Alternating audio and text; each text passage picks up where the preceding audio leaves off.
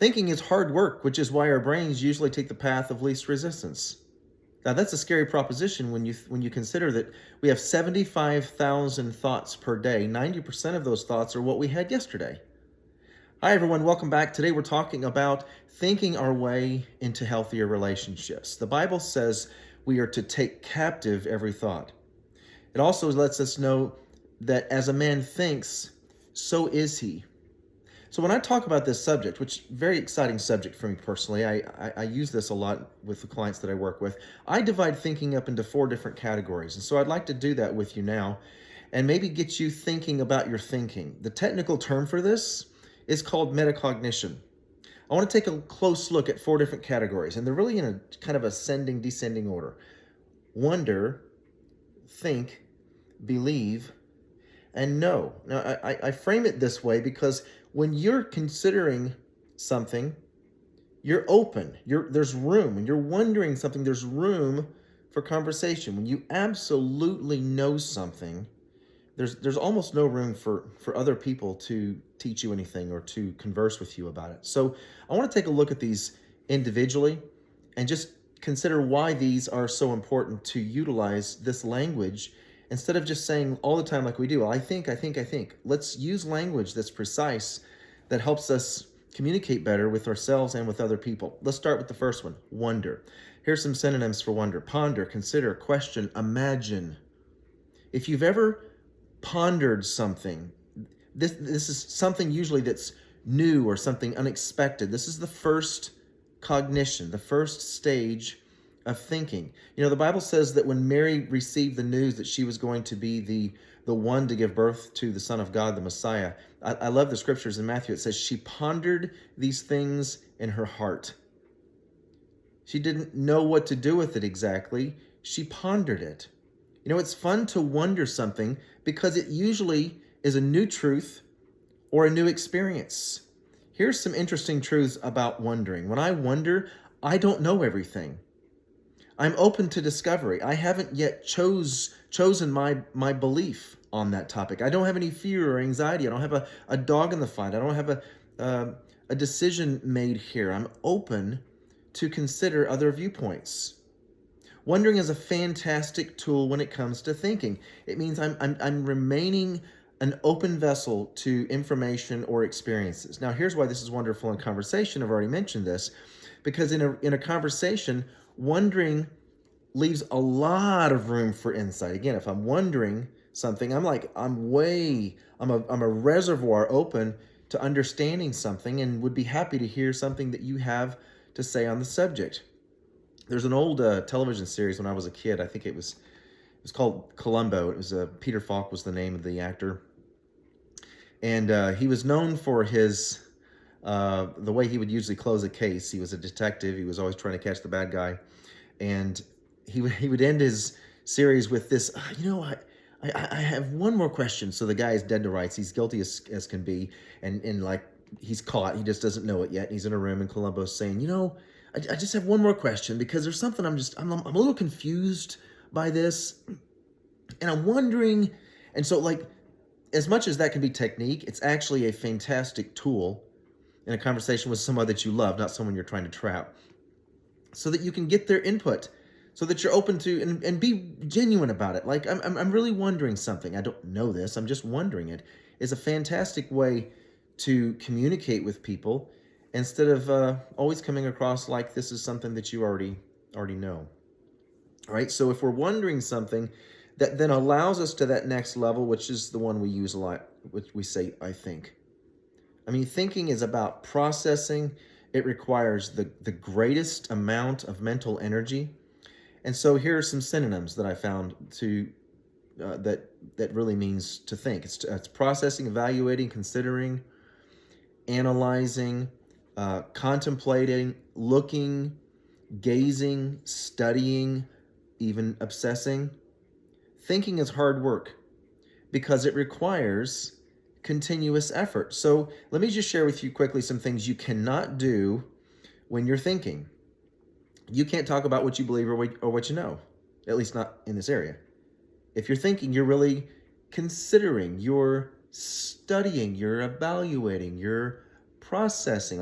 That's become more of a helpful word I hear people say. I'm processing. I ask people, what are you thinking right now? And they say, I'm processing. I'm like, well, good for you, because that's what we should do with information that's new to us or an experience that we don't know what to do with it yet. So you can't talk about what you believe or know. Something else you can't do is you can't ask questions that you already have the answers to. If you're really thinking about it, then you're open to questions. You don't have the answers. Another thing you can't do, you can't chase distractions that shut down thinking. So if you're trying to think, you really need to kind of either get alone or get into a conversation and stay on topic and evaluate the subject matter at hand. Try to keep knowledge out of the room. Some things that you can do.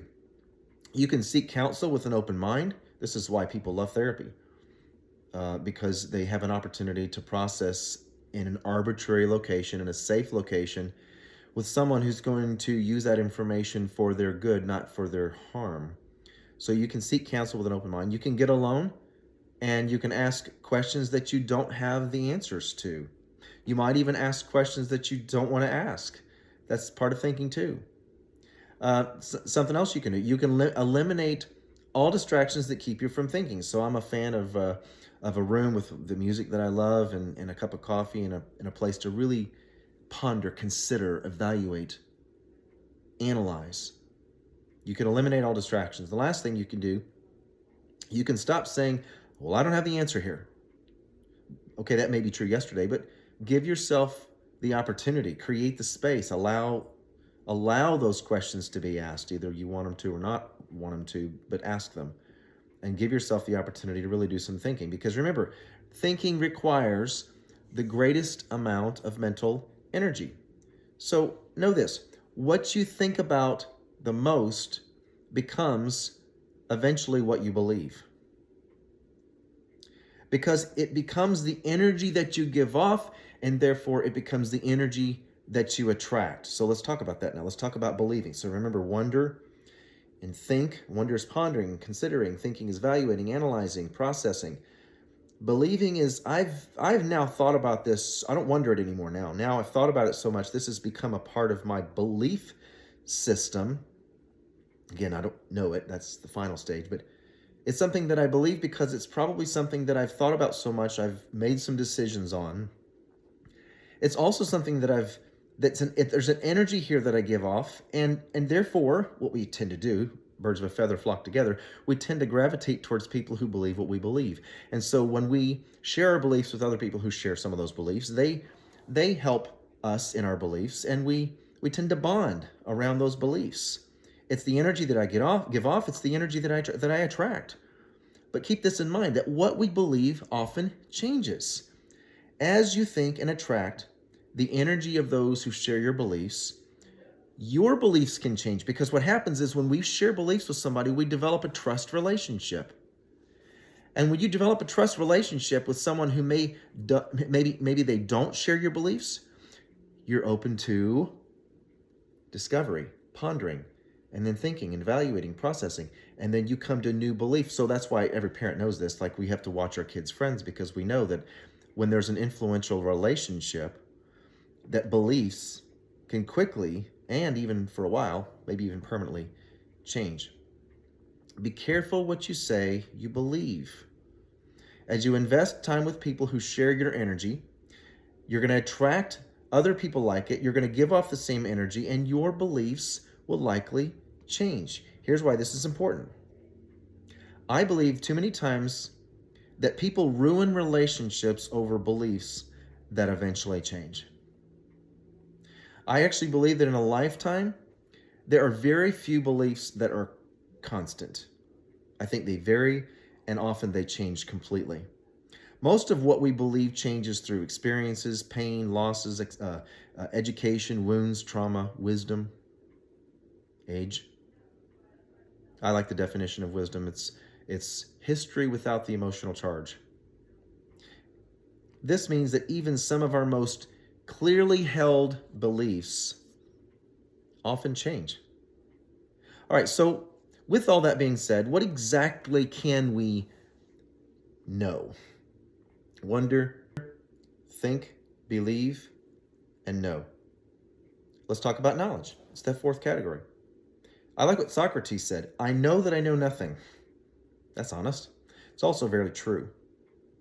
As with beliefs, be very careful what you say you know. This is why, in a conversation with somebody, if you're in conflict or having a frustrating moment and you use the word no, I know this is what you mean. I know this is what you meant. I know this is where you're coming from. Be careful with the word no, because no shuts down discovery.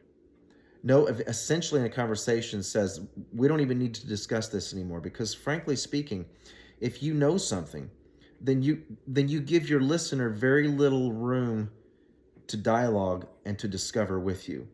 If your listener understands or accepts that this is something that you know, there's nothing to talk about. They have nothing else to add. And if it's in a conflict environment, well, then you can just suspect that that's not going to get back on the rails anytime soon. We call this kind of person a know-it-all, but we don't use the phrase wonder it all or think it all. It frustrates us when we feel like we're talking to people who seemingly they always know everything. So when it comes down to it, thinking properly requires a better vocabulary. I mean, don't say you're thinking about something that you're merely aware of. Don't say you believe something that you haven't thought about much. Don't say that you know something that you don't really believe. We use these phrases and this negative self-talk sometimes in our day about stuff, and we'll say, I'm a this, or I'm a that, or I've always, or I've never. And I confront people with this, and I said, do you really believe that? And they're like, well, no. Well, then why do you say it? Why do you say that you think something that you don't really believe? Thinking properly requires time and precise language. It requires thinking about our thoughts. My mom used to say, think before you speak. Here's why that's good advice. Before you speak, understand if it's something that you wonder. Understand if it's something that you need to think about. You need some time alone to process. Understand if it's something that you're actively thinking about, or perhaps something that you actually believe. It may be something that you know without a shadow of a doubt, but take the time and figure that out. Be careful here. If you want to think your way out of a conflict, let me just leave you with a few simple tips. Number one, really think before you speak. And I mean that word intentionally, as we've already defined what that means. Like, really process it, really evaluate it. Before you declare whether it's a belief or something that you know, really take the time to think about it. And if you need time, then say that. Like, can I think about what you just asked me for a little bit? Maybe it's 30 seconds, maybe it's an hour, maybe it's the next day, but take the time and think about what you're thinking before you speak. Number two, when you speak, leave room in a conversation for your partner to listen and to think with you. If this is a thinking conversation, then use the words wonder and think a lot. And be careful with the words believe and know. Because what you believe and you know leaves very little room for discovery. And then let me just leave you with one last one, number three. Learn some phrases that allows your partner to think with you. I wonder if this is true. I don't know if it's true. Or something that I'm thinking about a lot lately. Or something that I'm thinking about more lately. Or something that I used to believe. Or something that I thought this is what I knew. I thought that I knew this, but now I'm wondering if it's actually something that I believe or if it's just something that I've had a lot of experience with. So use these phrases, bounce around these different kinds of cognitions in an effort to leave a lot of room for your partner to have a conversation. I'm telling you right now, this is a powerful tool.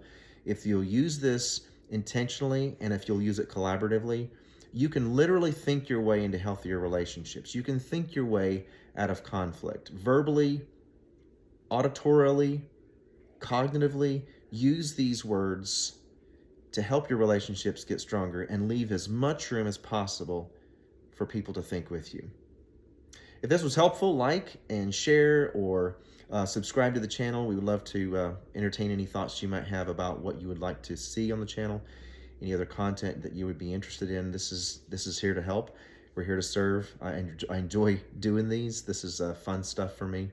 So if this is helpful to you, then feel free to leave comments and let us know that too. Thanks for taking the time and watching, and I'll see you soon.